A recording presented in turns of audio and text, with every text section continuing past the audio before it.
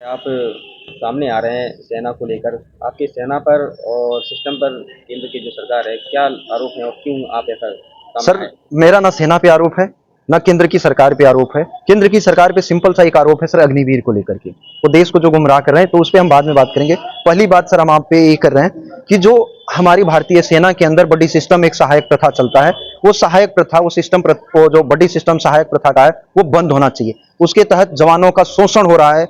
जवानों का शोषण किस प्रकार हो रहा है, ये भी आपको बता दूं कि जवानों से, जो जवान टेक्निकल ट्रेड में है या किसी अपना फौज का नायक है कि क्या है, ये चीजें मायने नहीं रखती।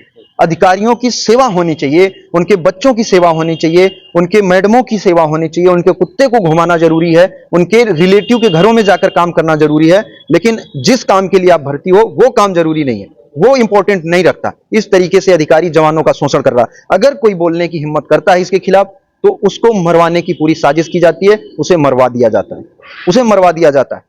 और एक इसी टाइप से केस हुई अमित सिंह, जो जेएंडके का सिपाही एक था, उसके साथ उसे मरवा दिया गया। मेरे साथ खुद मुझे मारने के लिए 6 जवान मेरे घर तक आते हैं। जब मैं ये चीज लेटर लिख के देता हूं कि किस तरीके से देश की सुरक्षा प्रशिक्षण के साथ हो रहे वो खिलवाड़, व तमाम छोटे बड़े भ्रष्टाचार तथा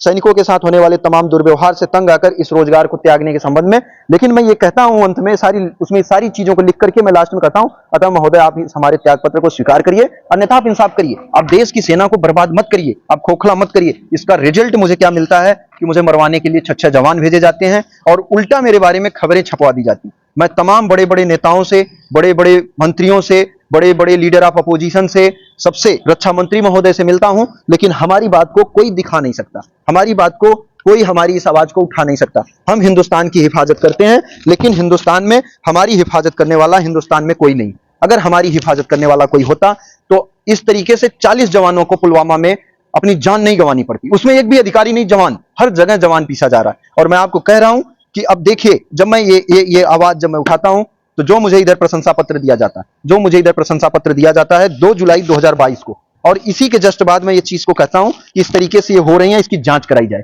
क्योंकि अगर आप मुझे इस तरीके से सोचो, प्रशंसा पत्र मिलने के बाद मुझे दोषी ठहरा दिया जाता है। और ये कलम, मैं एक अखबार आपको दिखा रहा हूं, ये जनसत्ता ब्यूरो का अखबार है, और मैं आपके माध्यम से कहूंगा इस मीडिया के जो मेन संपादक जी हों उनसे कि सर, कम से कम आप हमारी भी बाइट ले लिए होते, सर, हमारे भी दर्द को आप लिख दिए होते। एक तरफा आप खबर लिख रहे हो, आप किसकी दरबार में अपनी कलम को नतमस्तक कर दिए हो। आप, मेरे बारे में लिखा गया, सिग्नल मैन हरेंद्र कुमार यादव का हुआ कोर्ट मार्शल।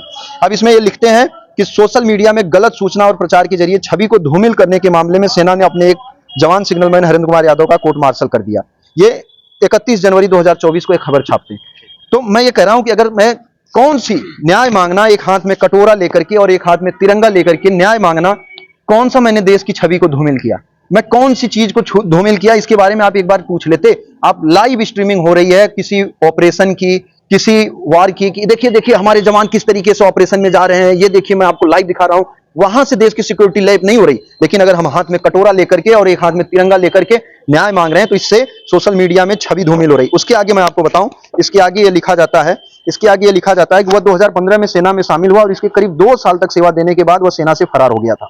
जब मैं 2 साल बाद सेना से फरार हो गया, तो 2 जुलाई 2022 में 7 साल बाद ये प्रशंसा पत्र में मुझे कैसे मिल रहा है। मैं ये पूछना चाहता हूं इस अखबार के संपादक जी से, आप एक तरफा खबर छाप दे रहे हो, कम से कम मेरी बाइट ले लेते। मेरे अकाउंट में सैलरी आई 23 मार्च 2023 तक, मुझे वो सैलरी का विवरण देख लीजिए आप। मैं जब 2007 में भाग गया, अरे 2015 में शामिल होकर 2 साल बाद भाग गया, तो मेरे अकाउंट में सैलरी कैसे आ रही थी, और मुझे ये प्रशंसा पत्र मेरे घर पे थोड़ी अधिकारी देने आ रहे थे।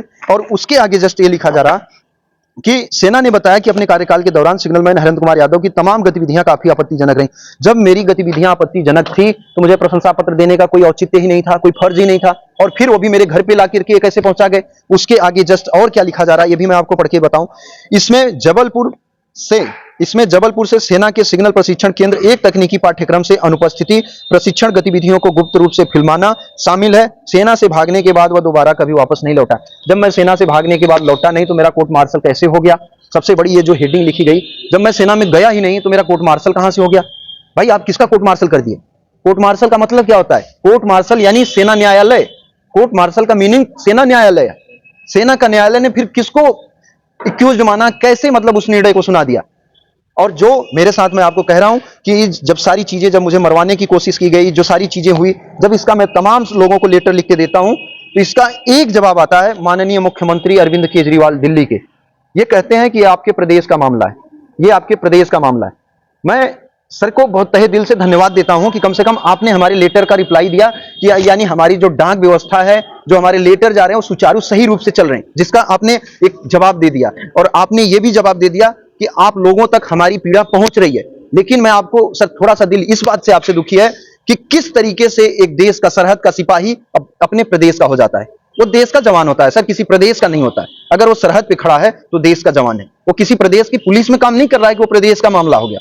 इन्होंने कह दिया कि आपके प्रदेश का मामला है, मैं आपके पोर्टल आईडी पे, उत्तर प्रदेश के मुख्यमंत्री महोदय के पोर्टल आईडी पे मैंने इसको डाल दिया है। लेकिन सर मैं आपसे कह रहा हूं कि जब मैं रक्षा मंत्री महोदय से मिलता हूं, उनके हाथ में जाकर के लेटर देता हूं, और Rahul Gandhi leader of opposition ji से मिलता हूं जो नारा देते हैं डरो मत का, जब मैं इन लोगों से मिलता हूं और ये सिर्फ एक जांच के लिए कि सर वीडियो आइडियोग्राफी के तहत भारतीय सेना के जवानों के साथ जिस तरीके से दुर्व्यवहार हो रहा है, अगर उनको किसी तरीके से निकाला जा रहा तो उसकी वीडियो आइडियोग्राफी होनी चाहिए, वो चीजें नहीं कराई जा रही। दूसरी बात सर, जो सेना के अंदर जो कोर्ट है, जो सेना के अंदर कोर्ट है, वो सारी सर खाली जवानों को दोषी सिद्ध की जाती हैं, क्योंकि वहां पे आदेश चलता है। दो जवानों को खड़ा करके उन्हें आदेश देकर के उनसे साइन करवा के आपको दोषी सिद्ध किया जाता है। तो जो कोर्ट सर, उस कोर्ट को बैठाने का कोई मतलब नहीं, वो तो गुड्डो गुड़ियों का खेल जैसा हो गया। कोर्ट का मतलब होता है सर न्यायालय का अपमान कर रहे हैं, कोर्ट के नाम पे वो कलंक है सर। इसलिए मैं कह रहा हूं इस आपके माध्यम से कि मैं रक्षा मंत्री जी से और लीडर ऑफ अपोजिशन सर से कि अगर संविधान में उसके आर्टिकल में सुधार हो सकते हैं, नए नए कानून बनाए जा सकते हैं, तो जो ये 1950 के अंग्रेजों के जो गोरे अंग्रेजों के जो कानून चल रहे हैं उसमें भी सर सुधार किया जाना चाहिए। सर हमारी वीडियो आइडियोग्राफी कराई जानी चाहिए, free and fair natural justice के नाम पे वीडियो आइडियोग्राफी कराई जानी चाहिए। दूसरी बात कि सर अगर जब ये चीजें लगातार आपसे हम कह रहे हैं कि नहीं इस तरीके से हमारे साथ हो रहा है, दुर्व्यवहार हो रहा है, और उस कोर्ट के नाम पे, और एक बाहर एएफटी बैठी हुई है, वो किस लिए एएफटी बैठी हुई है? वो कोर्ट जो गुड्डो गुड़ियों का खेल बना करके किसी एक कोठरी में दो अधिकारी आ जाएंगे और यहाँ पे बैठ के दो जेसीओ, दो जवान को बुला के आपको दोषी सिद्ध करके कोई चीज नहीं सुनेंगे। उस कोर्ट को बंद करके मैं कह रहा हूं एएफटी बाहर खाली पड़ी है, हमारे मामले को सीधे एएफटी में क्यों नहीं सुना जाता? जैसे पुलिस को सस्पेंड कर दिया जाता है, किसी को कुछ भी कर दिया जाता, 1 से 6 से 1 साल के अंदर, 6 महीने से लेकर के 1 साल के अंदर ज्यादा से ज्यादा फिर उसको बरी बहाल किया जाता है या उसे सजा सुनाई जाती है, उसका उस मामले का निपटारा हो जाता है।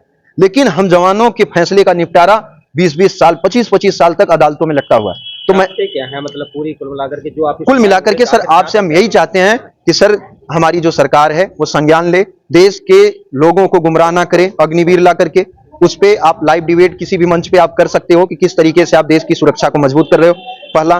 दूसरा, बड़ी सिस्टम को खत्म किया जाए, केवल कागजों में उसकी खूबियां ना लिखी जाएं, ग्राउंड पे उसकी खूबियां की तो उतारा जाए, कि तो उसे खत्म किया जाए। तीसरा, जो जवानों की जो शोषण, जो हत्याएं कराई जा रहे हैं सर, उसे रोका जाए। वो जवान देश की हिफाजत करने गया है, आपका गुलाम बन के आपकी नौकरी करने नहीं गया, आपके पर्सनल काम करने नहीं गया, तो अगर वो विरोध करता है तो आप उसे मरवा रहे हो, ये गलत है सर। किसी का घर का चिराग है वो। और उसके बाद ये जो वीडियो आइडियोग्राफी की बात है, ये होनी चाहिए। इस काले कानून को भी उसमें सुधार होने चाहिए, उसे बदला जाना चाहिए। और ये जो कोर्ट, जो सेना के अंदर जो कोर्ट है, उस कोर्ट को बंद करके सीधे डायरेक्ट ये जो बाहर कोर्ट है, इस कोर्ट में सुनवाई होनी चाहिए एएफटी में। एएफटी के बाद हाई कोर्ट जाने का मौका मिले, क्योंकि हमारे पास इतने पैसे नहीं होते। दूसरा, ये जो ठप्पा लगता है जवानों के ऊपर, कितने जवानों को टर्मिनेट किया अधिकारियों ने, आज तक कितने जवानों को टर्मिनेट किया, उसका आंकड़ा दे दे गवर्नमेंट।